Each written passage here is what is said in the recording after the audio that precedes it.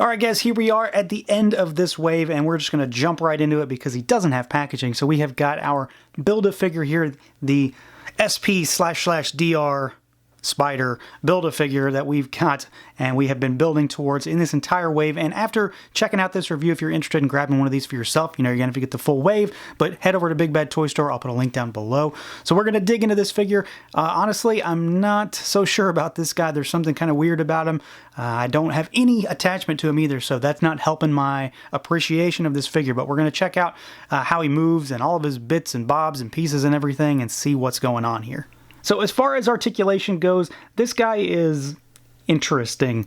It's a Build-A-Figure, obviously, so you kind of know what's going on with some of the parts and how some of the things kind of join together.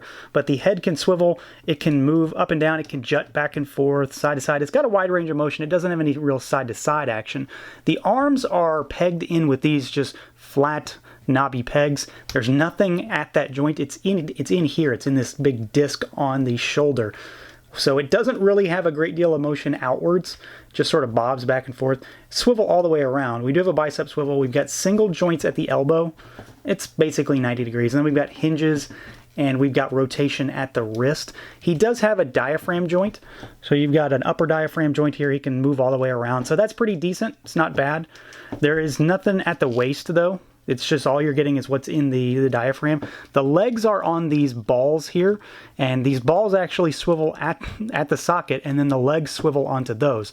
So you will oftentimes find yourself moving both pieces, although these designs are supposed to be facing forward, or at least that's how I believe it to be anyway.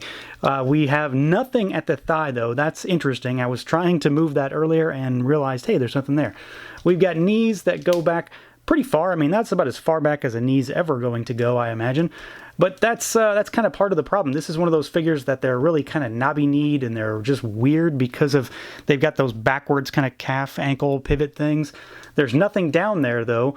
There is no rotation to speak of at the ankle because it's covered by this sheath right here. Part of the armor of the mech covers this, and there is a hinge in there, but I keep finding that these guys want to pop right out. These are just pegged in with like a mushroom tip, so they will pop out if you're too forceful on it. So he's, I don't know, he's articulated, but it's kind of a goofy situation. I'm not so sure that you are going to be able to get him into tremendously dynamic poses. I've gotten him into some interesting crouching poses and things like that, but he's awkward to say the least. Really lanky kind of thing, and he's got some imbalance issues to say the least.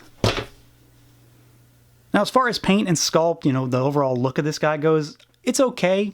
In certain angles, I think it looks better than others, but at the end of the day, I'm not really sure I even remotely care about this thing enough for it to grab my attention. So this is a Spider-Verse thing. It's an alternate reality Peter Parker type thing, although this is a mech piloted by a Penny Parker, a young girl.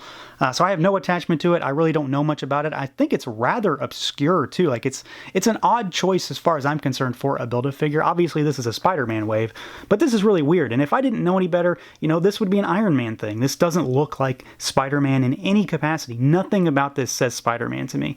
Nothing about this at all, which is awkward. It's just weird. I was hoping that it would be, you know, spidery in design, but there's nothing about that here. This looks, it's a robot, and it doesn't even look like the, you know, 70s tokusatsu Spider-Man robot, but that's neither here nor there. Paint apps on it are relatively okay outside of this little blotch on the yellow emblem on the chest. That's kind of unfortunate because that's kind of like a key thing there. We've got like these hazard kind of paint apps on the sides, which look cool. They break up the silver and red. But one big problem is that I wish that the red was metallic, and it's not. It's kind of glossy, which is nice, but it's different shades of gloss. The gloss on the body is different than the gloss on the head. We do have some nice silver paint apps on these tubes back here, which look kind of cool. And there are little things all over the design to give it a mechanical look and feel, like, you know, kind of the servos in these joints down here, and then little designs inside like the neck cavity, which are kind of nice. But at the end of the day, I just don't really know that I care about this thing, and I'm not really sure this was a great choice for a Build-A-Figure. He doesn't come with any accessories either, but again, I have no idea what this thing really is or does. So if it should, it doesn't have them, but it probably doesn't need them either. So yeah, it's an interesting design. It looks better in certain poses than others. I do think that it is kind of on the awkward side, and it doesn't really look like Spider-Man to me. And before we wrap up and kind of summarize my thoughts on this guy, here is the full wave that we have been dealing with for quite a little while now. It's taken me some time to get through these, but we've got House of M Spider-Man, we've got Cloak, we've got Dagger, we've got the Black Daredevil, Elektra, Scarlet Spider, Doc Ock, and then our Spider Build-A-Figure back there. And as far as this wave goes, it's okay. I don't have any like crazy thoughts in general. It's certainly nothing compared to the X-Men wave that we've recently had, or the Venom wave. This is kind of a middle of the road wave for me. It's got some highlights, but it's got some serious lowlights as well. So I'm going to run kind of through what I like in terms of my least favorite to favorite, and the bottom of the barrel is absolutely going to be House of M Spider-Man. He is just an uninspired design to me. I've got the Paint QC issue where he doesn't have any web lines on his right foot, and it's just kind of a boring figure, and he comes with that goofy lasso web thing, which I absolutely hate. Next up, we are going to go with the Build-A-Figure because I really just don't like it. That's really what it comes down to. It has no attachment for me personally. I think it's a goofy design, it's awkward, and it just doesn't scream or even remotely whisper Spider-Man to me. Then occupying the spot above the BAF, I'm going to go a twofer, so Cloak and Dagger together. They both are okay. They look decent, but they are rather basic in that regard. Then we've got Daredevil. I was just rather impressed with him. He's not a crazy good figure or anything, but I dig the design. I like the new parts with the wraps and the boots. And then we have got Scarlet Spider. I didn't have this guy. I didn't have this particular version, so I had a void to fill there. I didn't have the previous one, so he made for a good entry. It's a solid figure. It's on a body that I really, really like. Then we've got Elektra. She is honestly a very surprisingly good figure for me personally. Wasn't what I expected at all.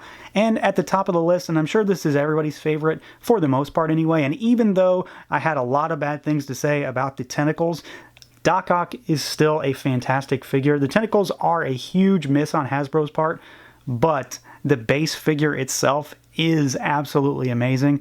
And I can fix the tentacles on my own. I'm going to at some point. But the figure itself is quite fantastic, and I was very, very happy with the base figure on its own. So yeah, he had to top the list, with Elektra just being a little bit below him, because she really was quite surprisingly good. So that's going to do it for this look at the Spider Build-A-Figure and the Wave. This was a short kind of chat about this Build-A-Figure because I just don't think it's all that great. I think it's an odd choice. I think it's a weird way to put money into this line. It's not something that I think they're going to get a lot of reuse out of. It doesn't say Spider-Man to me. It's janky to begin with, it's awkward to pose, it has weird articulation, and it just doesn't look all that interesting. And that's ultimately my opinion on it. Other hardcore Spider-Man fans out there might find some good points about this thing, but it's just, at the end of the day, it's just not for me. So that's going to do it for this look at the Spider Build-A-Figure and Wave from Hasbro. Let me know what you guys think. Feel free to like, comment, subscribe, and share, and until next time.